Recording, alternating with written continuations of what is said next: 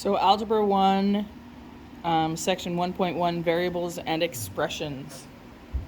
So in this section, we're talking about a little bit of vocabulary. A variable, so the variable would be m, okay? Then the base is also m, because that's the number that has a power. So the base is m. The exponent is going to be the number 3 that's there. And then the terms, there's going to be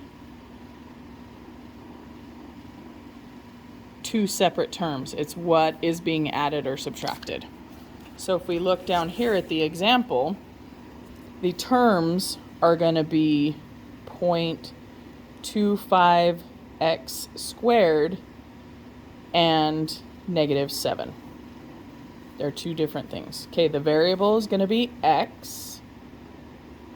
The base is also going to be x. And then the exponent is going to be 2. Hopefully that makes sense. Okay, so then when you're writing things that are written in numbers into words, there are certain things that that mean certain math processes. So if you put something like the product, that means you're going to be doing some multiplying. The quotient,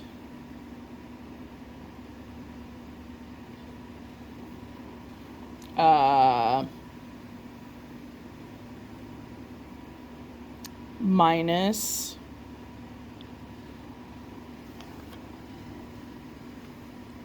if they say combined, there are lots of words that will fit these sections. Let's see. Less than. So if they say 2 less than 6, you're subtracting them. And then more than.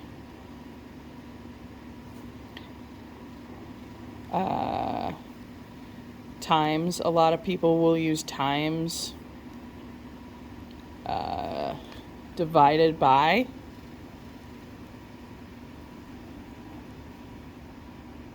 Things like that. There are more of them. Okay, so we're going to look down here.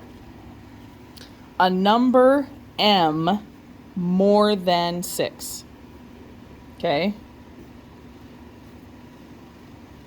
so you can do m more than 6.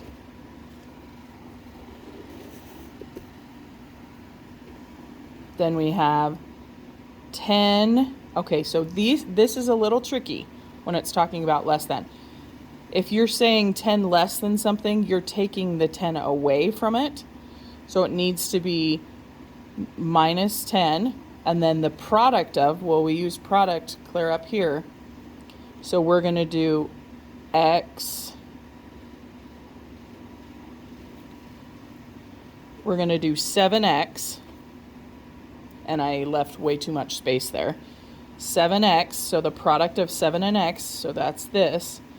10 less than that is minus 10. So this is where you're going to mess up. If you mess up, is you have to be careful of those less than.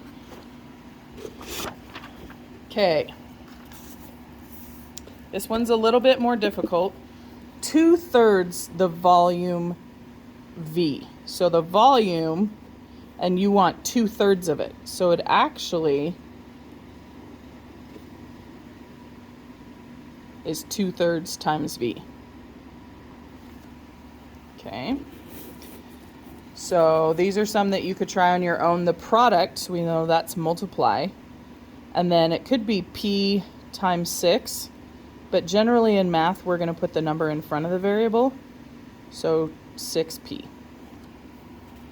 Okay, so 1/3 of the area A. Well, it's similar to this one up here. And I forgot to put that on there, but of should be part of the multiply. Okay. 1/3 of the area A. So we have an area that's A, and we want 1/3 of it. Okay? So hopefully that makes sense. Okay? Gotta flip this over. Okay, now we're gonna do it backwards and write the words. So you could say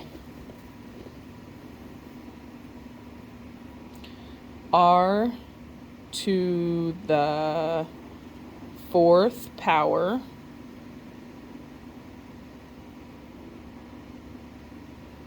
divided by 9. Another one might be the quotient. This one's a little bit harder. The quotient of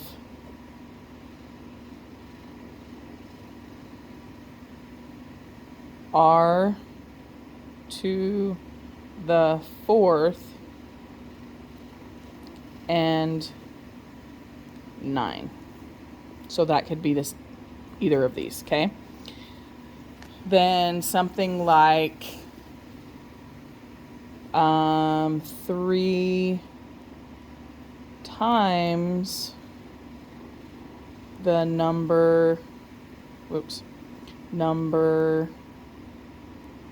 x, and you could put x squared or x to the power of 2, whatever you want to do. Okay, so now we have a word problem, and I know word problems throw people off. There's one on your assignment. Okay, so we have Elsie buys a pizza for $16 and several bottles of water, which means we don't know the number, for $2 each. Let C represent the total money that Elsie spends, and let W represent how many bottles of water she buys. So, and you wouldn't necessarily have to do this on your assignment, but for this we're going to do that. So C is going to equal the total cost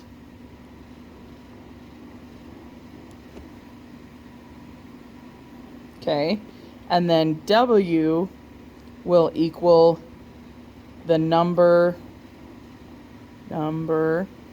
of water bottles.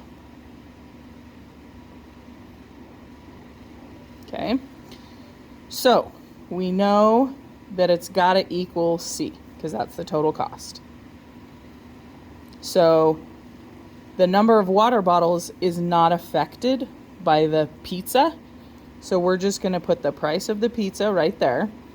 And then the number of water bottles needs to be multiplied by 2 because each of the water bottles is $2. So we're going to add 16 to 2W. So $2 per water bottle plus $16 equals the total amount spent.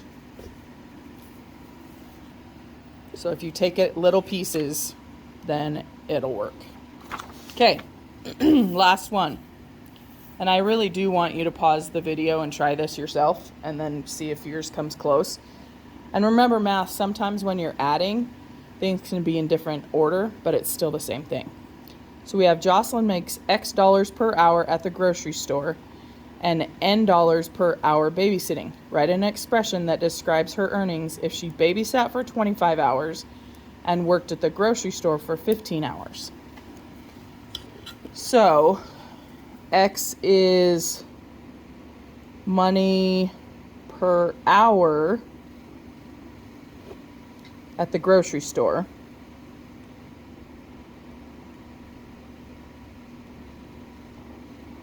And then N is the money per hour babysitting.